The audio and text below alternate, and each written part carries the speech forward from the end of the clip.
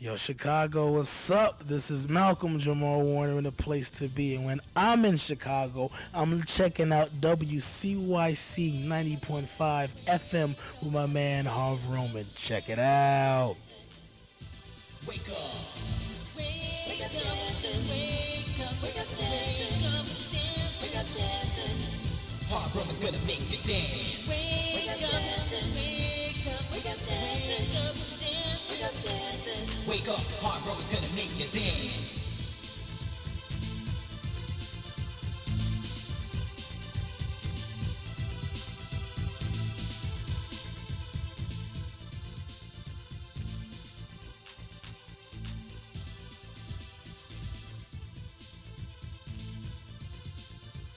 I'll be closing May 9th.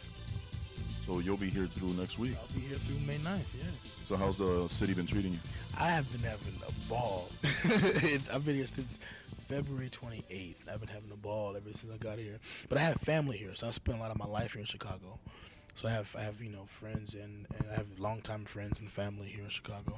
The first time I saw you here in town, you visited my own high school, and I covered that for the radio station as well. No, you were at Wells High School, and you did a thing where it was like a say no to drugs thing, and then That was a couple of years ago. Yeah. That was when I was doing Father Clemens here. right, Yeah, okay, bet.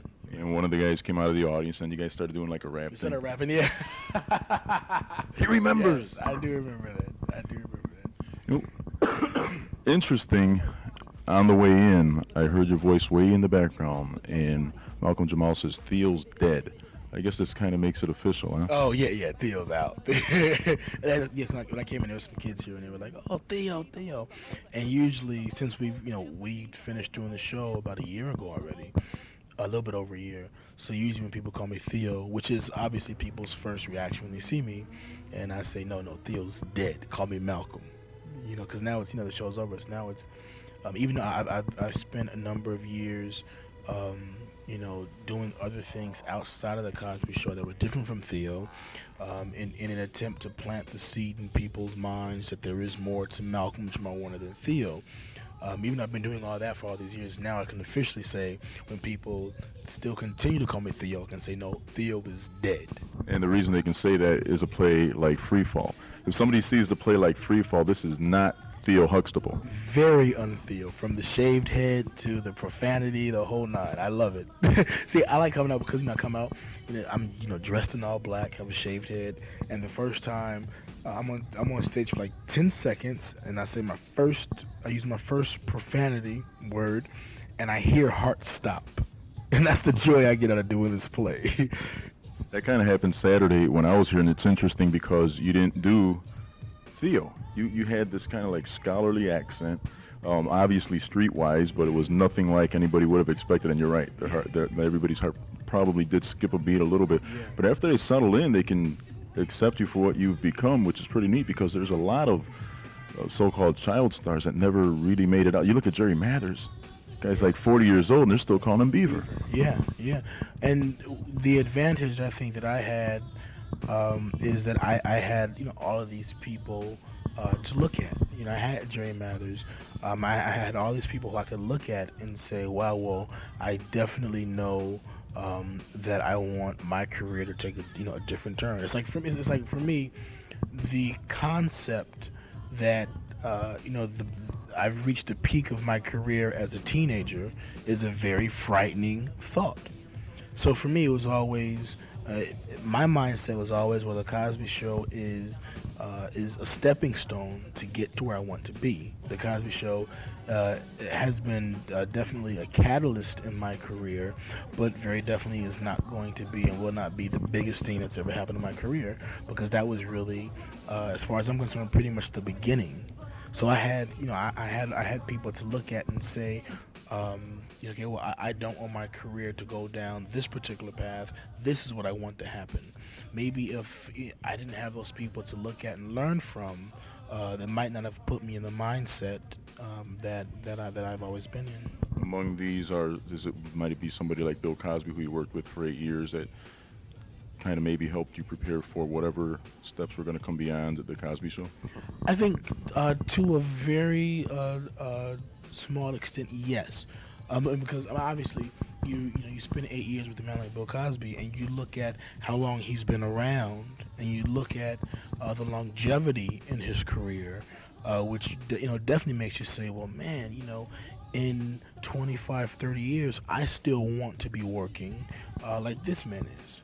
And that's what I look at as the operative word in my career, longevity. Because the way I look at it, 8 years of the Cosby Show um, really means nothing if I'm not working when I'm 30, 40, 50 years old. And by working, you don't mean only acting, do you? No, not I'm. Looking at acting. The directing and the producing and the writing that I'm doing. Just my whole involvement in the entertainment industry. Let's go back to briefly for because we primarily have younger listeners. We're the Boys and Girls Clubs of Chicago. Let's kind of go back to the whole beginning of the entire Malcolm Jamal Warner story. What were you doing um, before the Cosby Show and then leading up to the Cosby Show? I was in school. Um, I was doing theater. I was playing basketball. Actually, I got into acting at about 9 years old. I was playing basketball. I was in the community leagues, and there was one time where one season basketball season was over, and my mother was looking for things for me to do outside of just coming home from school, doing my homework, and hanging out with my peoples around the way. She was always looking for things for me to channel my energy into. So it was basketball here, it was poetry this other season, and at this point, a friend of my mother's had suggested an acting class, and told her about this acting class, and mother took me down there, and I auditioned, and I auditioned to be in the workshop, and I got into the workshop, and I started doing theater pretty much from then, and I was really doing theater at 9 years old, and having that immediate gratification from the audience, knowing that the audience likes what you're doing immediately. That to me just was something I enjoyed, and being able to come out after the play is over, and you come out and you do curtain call, and people applaud for you and everything. For me, at 9 years old, made me say, "Wow, this is something that I think I really like. I think I do. I enjoy entertaining people."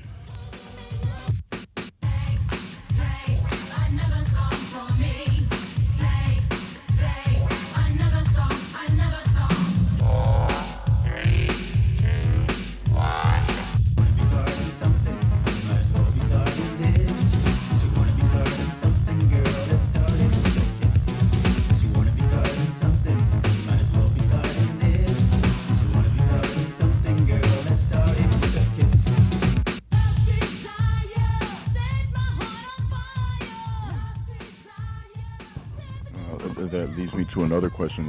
We're at the Victory Gardens Theater, very small, very intimate. How different is it operating in a on this stage as opposed to maybe doing a TV show? Well, considering when I first started doing theater, I was in a house that probably contained about 100 people. Smaller than this. Yeah, this is a 200 seat theater. Um, so for me, this is just for me just going back home, really. And theater in general is a much different form of acting than, say, film or television. Because theater, you have to project, you have to, play big, so people in the last row of the theater can see you and can hear you. Whereas when you film television, you have a camera that's right in your face, so you have to keep it all inside of you, and just show a little bit and not be as broad as you have to be in theater. You can afford to make mistakes too. And yes, that most important, you can afford to make mistakes. If you make mistakes, you can go back and do it again. Which the thing I enjoy is being able to work in all three mediums, to be able to have the versatility to work in television, work in film, and also do theater, because theater is what I consider acting in its purest form. And whenever I have a young person come to me and say, well, listen, I want to be an actor, I want to be on TV, I want to be in movies, how do I start? And the first thing I say is, go do theater. Go take some acting classes somewhere, join a workshop, go do theater, because theater, one, there's no money in theater at all, and so the people that you see doing theater are doing it because of their love for the craft. And it's not about getting rich. It's not the same glitz and glamour that we see on television or out there in Hollywood. Theater people are doing theater for the love of the craft. And because theater is, again, acting in its purest form, where you don't have the luxury of doing a retake, or you don't have the luxury of an editor making you look good, that's where I always suggest that people start out. Because theater will let you know, one, if you like to act, and two, if you can act. Because it's not something that everybody can do. We, as actors, make it look easy because our job is to make it look effortless. But there's definitely much more work that goes into acting than people really see. Your mother, you've mentioned her earlier in the interview. She was at Wells High School that day that I was there. She seems to be a very important person in terms of your career and obviously your life. Can you talk about her a little bit? Yeah, Pamela is my mother as well as my manager. And it's in terms of my career, I think she's been very effective as a manager. Not just because she's my mother, but just because someone is a family member of yours does not make them the optimum person to manage your career. You can go back to NBC, let's say maybe 10 years ago, and Gary Coleman had the same situation where his family was taking care of his business and, he ended up having to sue them. There you go. There you go. So it's not just because someone shares your blood that they are the best person for, the job of managing your career. I was very fortunate and very blessed to have a type of person like Pamela who understood that this was about a business, who understood about not just looking at what's happening today, but what's going on 10 years from now. She was the person that put it in my mind at 13 years old, the first year of the Cosby Show. Yes, this show is doing well, but what are you going to do when the show is over?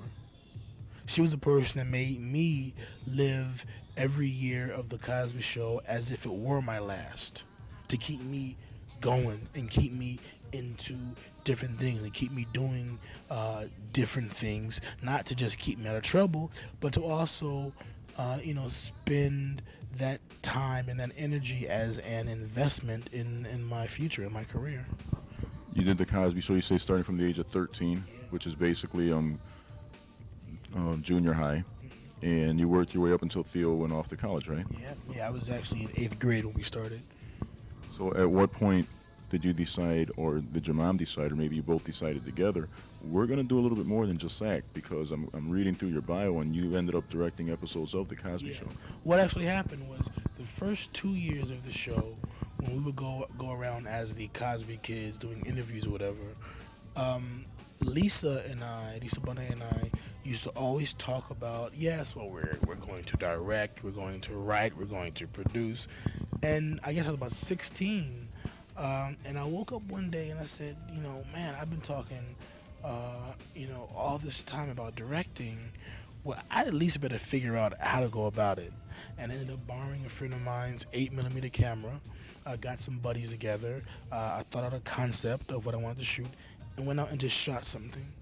And that's really how I started directing, just taking the camera and just shooting stuff and putting it together, having an idea, or a concept rather, and really going from there. And it was then that I realized that I knew a lot more about the directing process than I thought I did.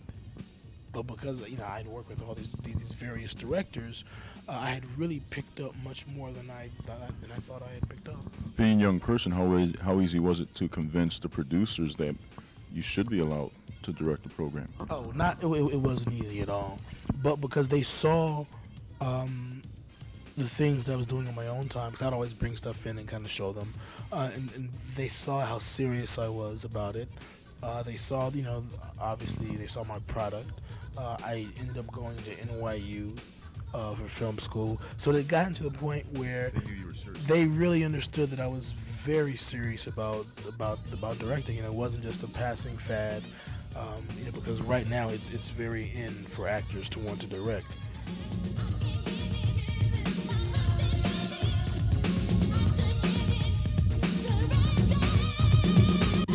I live a life so scared, forceful a moment thinking times we shared. It seems I just can't go on with life the way it cut me cold and quick like a knife. Took my love for granted, only did me wrong. How could I be a blind fool for so long? All we had, girl, you was so right. I can't take another day nor sleep this night. Can't sleep this night.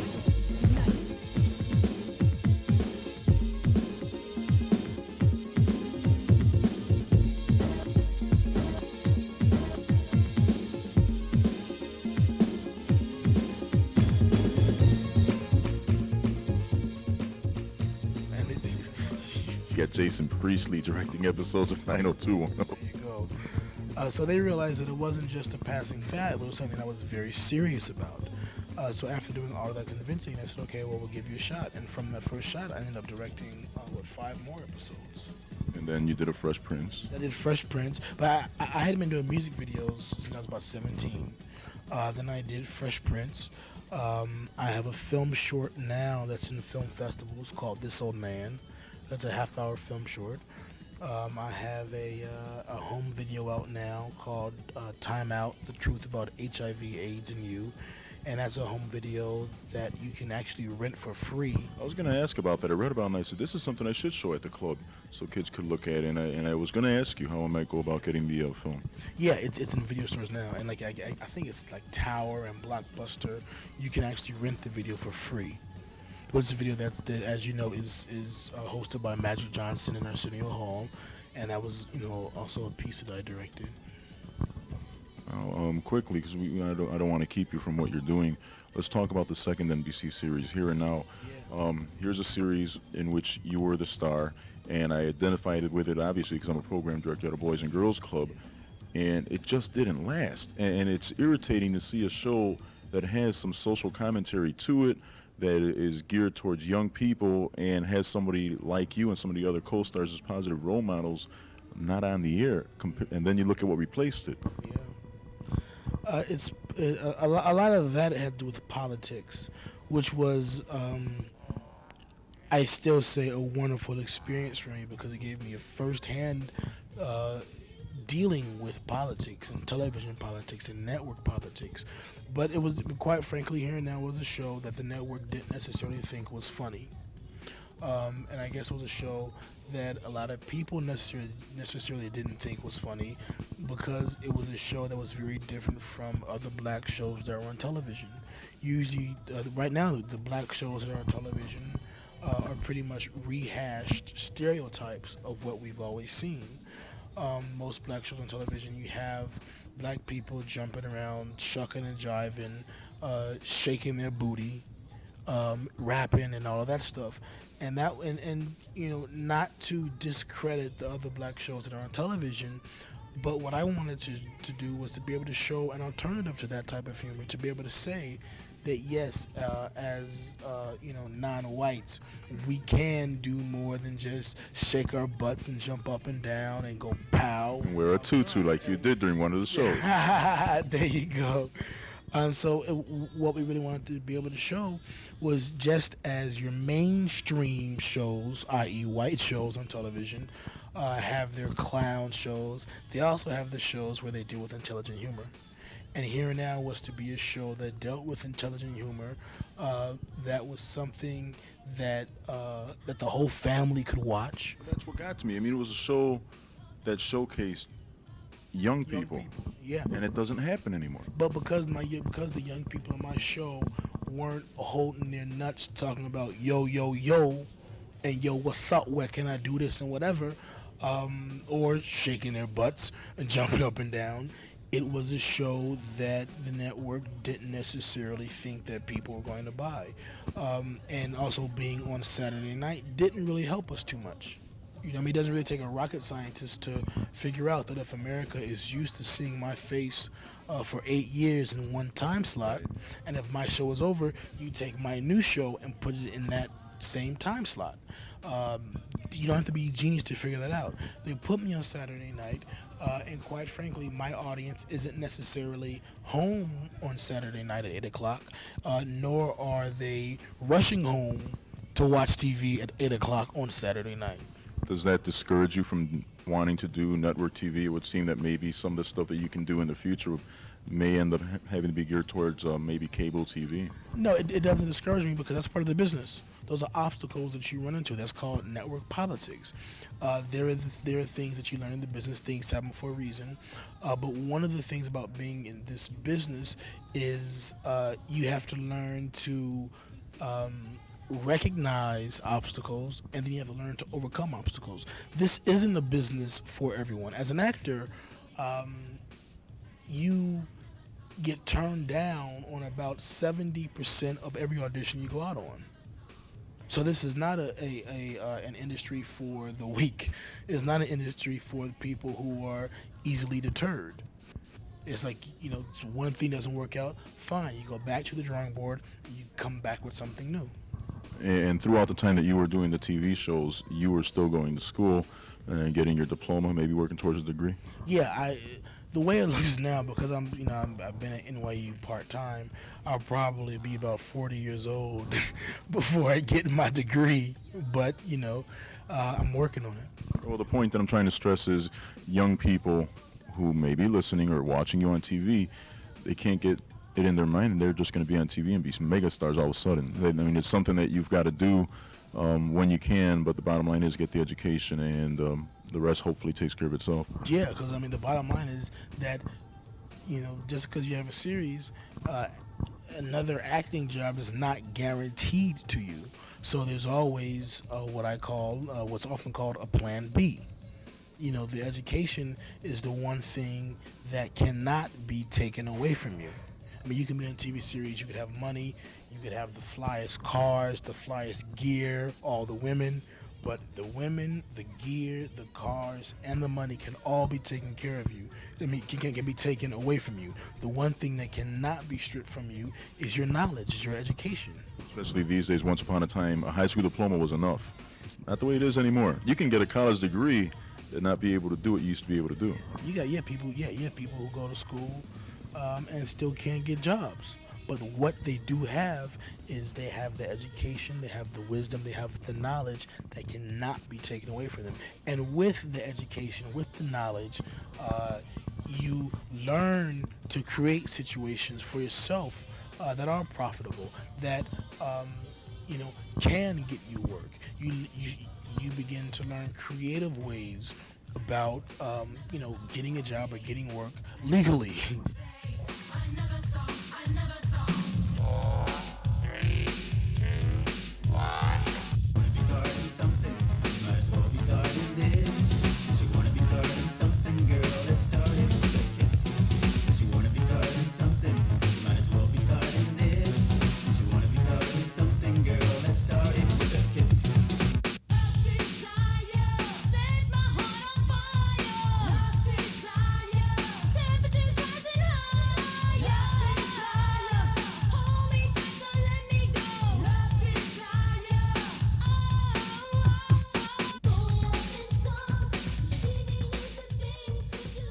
you know. You know, it's funny that you say that because Free Fall talks about that, and there is a lot of. That's what I noticed. I was jotting down notes. I'm like, there's comedy in it. There's also social commentary.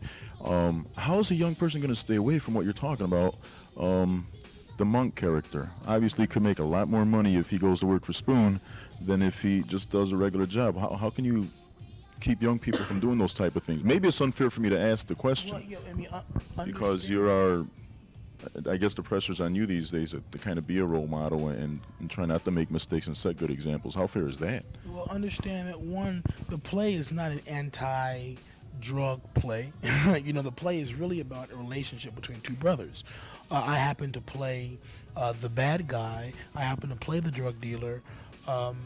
But the drug dealer I play is far from your stereotypical drug dealer. The drug dealer I play is a drug dealer with street smarts, with intelligence, with wit, with entrepreneurial and organizational skills to be able to run corporate America. But because he was not exposed or given access to those type of avenues, he's doing what he's doing. Yet the message isn't don't sell drugs or just say no to drugs. The message to Black America and to white America about the character I play is, look, here's a young man who has the smarts, who has the skills, and if not given access to to being able to be involved in corporate America on the real, this is where these guys end up. And the one thing I say to young people who are so fascinated by this drug dealer character, the one thing I say is, look how smart this guy is. A dummy cannot do what my character does. Well, it is interesting. There's one scene. I think you finished it off right in the corner, and you say part of the line was 1,000 points of light. 1,000 points of light. Now, if you're an audience member and you just hear him say something, he talks about pain and talks about men who are looking for work, who want to work, who no longer work, and he talks about the pain that these men feel. Talks about the pain. Talks about seeing these men who cry because they can no longer support their families. He talks about the pain that they feel, and he talks about how this is a pain that you can see wherever you look, because this pain has been illuminated by 1,000 points of light. Now, if you're just a regular audience member just sitting there saying, what does that mean? You're lost. But if you are an educated person, someone who's trying to know what's going on in the world, you understand that attack is toward George Bush. That stood out, and I sat there and I said, "Oh, there you go." it was so strange. I mean, I'm telling you, whoever has got to come here to see the play, not only to watch you, because I'm sure a lot of people, out of curiosity alone, might want to watch you, but the supporting players did such a job. The night I was here was Saturday night, and the guy that played the monk got a standing ovation. They started standing up for him. Yes, people are usually, they come in, they want to see, they think they come in to see a Theo family-like play, and they quickly realize that, one, this is not Theo, and they also realize that this play is not about Malcolm-Jamal Warner. They realize that it's a 4-character piece, it's an ensemble piece, and that every character stands on their own, and more important than my character, more important than any of the other 3 characters in the play, is the story and what the story is about, and the points that the story makes, and the points about love, about relationships, about life, about hope. That is the script, is the star of the play. And you guys generally get along together. It was so cool to watch you guys. You guys were having fun up here. Oh, yeah. And on top of that, me and my mercy date, as I should call her, went out to eat, and then you guys showed up just a few minutes later, and again, you guys were sitting together. You were having a blast. We're having a ball, because I think one of the things that helps us all on stage is the vibe and the chemistry that we have backstage, off stage. We all know that we're here for one thing: we're here to work. And it's about putting on good work, doing the best show that we can do. And this is a situation where there are no egos involved at all. Did all of the players meet just to work on this project? Was this your first meeting with the other actors? This is my first time meeting with them. They kind of knew each other before this, but this was really my first time working with them. And also Tim Rose, who's also in the place, from Detroit. And this is really his first time as well. Although he knew the other 2 characters, A.C. Smith and Leslie Holland, this is the first time that they have all worked together as well.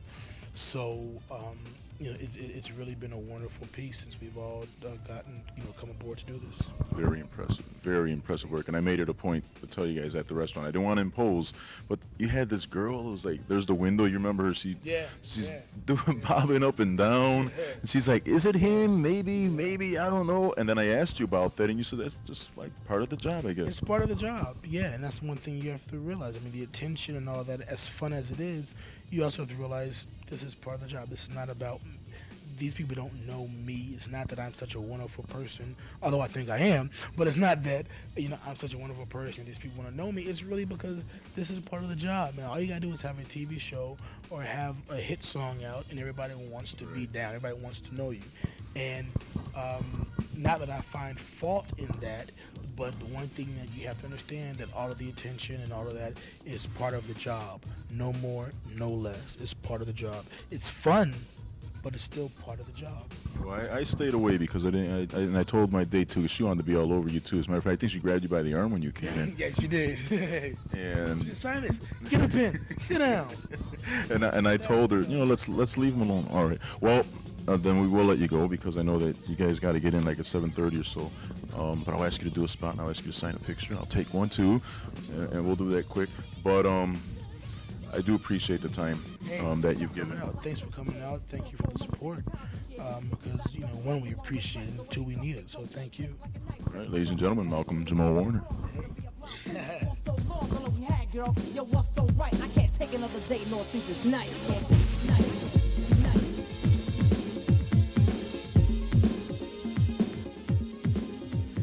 Yo, Chicago, what's up? This is Malcolm Jamal Warner in the place to be. And when I'm in Chicago, I'm checking out WCYC 90.5 FM with my man Harv Roman. Check it out.